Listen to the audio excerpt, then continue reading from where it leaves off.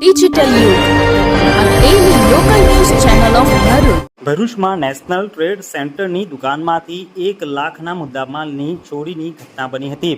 સમગ્ર ઘટના સીસીટીવી કેમેરામાં કેદ થઈ હતી. ભરૂચ શહેરના 5 વિસ્તારમાં આવેલા નેશનલ ટ્રેડ સેન્ટરમાં ચોરીની ઘટના સામે આવી છે.